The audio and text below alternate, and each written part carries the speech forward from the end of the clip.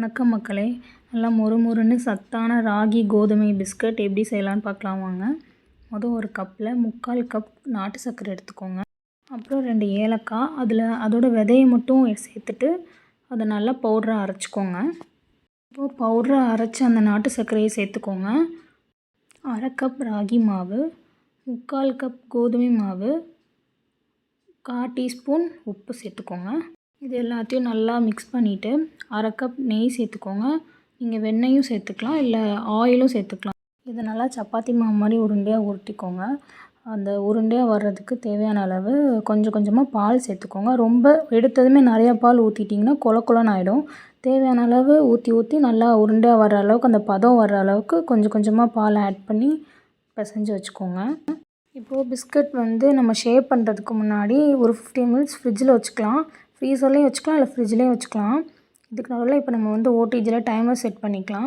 180 degree செல்சியஸில் 2 ராடும் on பண்ணி 10 minutes pre heat பண்ணி வச்சுக்கலாம்.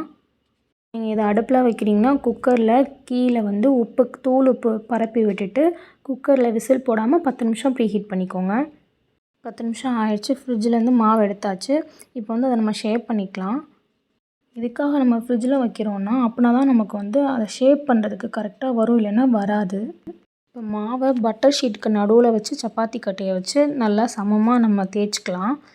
பட்டர் ஷீட் இல்லாமல் நீங்கள் வெறுதாக நீங்கள் தேய்ச்சிங்கன்னா மாவு சப்பாத்தி கட்டையில் ஒட்டிக்கிடும். அதனால் நீங்கள் பட்டர் பேப்பர் நடுவில் வச்சு தான் நீங்கள் தேய்க்கணும். இப்போது தேய்ச்சாச்சு.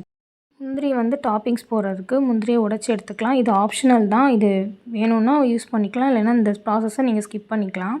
நம்ம முந்திரி எல்லாத்தையும் போட்டுட்டு மறுபடியும் ஒரு தடவை தேய்ச்சி இந்த முந்திரியை நல்லா செட் ஆனதுக்கப்புறம் நம்ம ஷேப் பண்ணி எடுத்துக்கலாம்.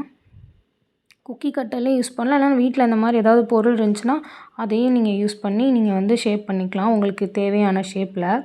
இப்போ மெட்டல் ட்ரேயில் பட்டர் ஷீட்டில் நெய் தடவி, இல்லைனா ஆயில் இல்லை வெண்ணெய் ஏதாவது தடவிட்டு அது மேலே தான் நீங்கள் இதை வைக்கணும். இல்லைனா அந்த பட்டர் ஷீட்டில் பிஸ்கட் ஒட்டிக்கிறோம். அதனால் கண்டிப்பாக நீங்கள் பட்டர் பேப்பரில் நெய், இல்லைனா ஆயில், இல்லைனா பட்டர், வெண்ணெய் இது 3ல் ஏதாவது நீங்கள் தடவிட்டு தான் இதை நீங்கள் ப்ளேஸ் பண்ணணும். எல்லாருமே சொல்லுவாங்க கையிலையே நீங்கள் தட்டி ரவுண்டாக ஷேப் பண்ணிக்கலாம் அப்படின்னு சொல்லுவாங்க. ஆனால் அப்படி பண்ணோம்னா சமமாக வேகாது. நம்ம கையில் நம்ம ஈவனாக தட்டியிருக்க மாட்டோம். அதனால் நீங்கள் எப்படினாலும் நீங்கள் குக்கி கட்டர் இல்லைன்னா கூட வீட்டில் இருக்க ஏதாவது ஒரு பொருளை வச்சு நீங்கள் உங்களுக்கு தேவையான ஷேப்பில் நீங்கள் சப்பாத்தி கட்டையை வச்சு சமமாக தேய்ச்சதுக்கப்புறம் தான் நீங்கள் ஷேப் பண்ணணும். இல்லைன்னா வேகாது, உள்ளுக்குள்ளே சவக்குன்னு இருக்கும். ஒரு இடத்துல வேகும், இன்னொரு இடத்துல வேகாது. ஓடிஜி ப்ரீ ஹீட் பண்ணி முடிஞ்சிருச்சு. இப்போது இந்த ட்ரேவை நம்ம நடுவில் இருக்க செக்மெண்ட்டில் ப்ளேஸ் பண்ணிக்கலாம். 180 டிகிரி செல்சியஸில் 2 ராடும் ஆனில் வச்சுட்டு 20 மினிட்ஸ் வச்சுக்கோங்க.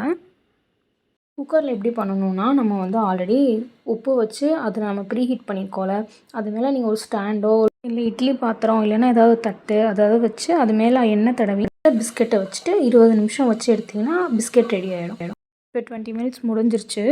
இப்போ நீங்கள் எடுத்ததுமே நீங்கள் இதை எடுக்கக்கூடாது. அந்த ட்ரேலேயே நல்லா ஆறுனதுக்கப்புறம் தான் அது பிஸ்கட் மாதிரியே செட் ஆகும். அதுக்கு முன்னாடியே நீங்கள் எடுத்திங்கன்னா அது கொலன்னு தான் இருக்கும். குக்கரில் வச்சாலும் இதே மாதிரி தான். நல்லா ஆறுனதுக்கப்புறம் தான் அந்த தட்டிலேருந்து எடுக்கணும் பிஸ்கெட்டை.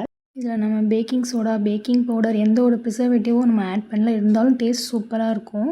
இந்த பிஸ்கட் நீங்கள் 6 மாத குழந்தைங்கலேருந்து 60 வயசு தாத்தாவுக்கு வரைக்கும் நீங்கள் கொடுக்கலாம். பயங்கர ஹெல்தி. டயாபெட்டிக் பேஷண்ட்லேருந்து எல்லாருமே சாப்பிட்லாம். கால்சியம் அதிகமாக இருக்குது. செம்ம கிறிஸ்பியாக டேஸ்ட்டாக இருக்கும். இது ஈவினிங் ஸ்நாக்ஸாகவும் எடுத்துக்கலாம். பிள்ளைங்களுக்கு ஸ்கூலுக்கு கொடுத்து விடலாம். இதில் நீங்கள் கோதுமை மாவும் நாட்டு சர்க்கரைக்கு பதிலாக மைதா மாவும் ஜீனியும் கூட அதை ரீப்ளேஸ் பண்ணிக்கலாம். ஆனால் அது குழந்தைங்களுக்கு கொடுக்கக்கூடாது. அது மைதா உடம்புக்கு நல்லது கிடையாது. நான் எதுக்கு இதை சொன்னேன்னா, நம்ம சேர்க்குற பொருள் என்னவாக இருந்தாலும் நம்ம சேர்க்குற அளவு கரெக்டாக இருந்தால் போதும். செஞ்சு பார்த்துட்டு எப்படி இருக்குன்னு கீழே கமெண்ட் பாக்ஸில் கமெண்ட் பண்ணுங்கள். ஏதாவது டவுட்னாலும் கமெண்ட் பாக்ஸில் கமெண்ட் பண்ணுங்கள். இந்த மாதிரி வேறு ஒரு ரெசிபியில் பார்க்கலாம். பாய்.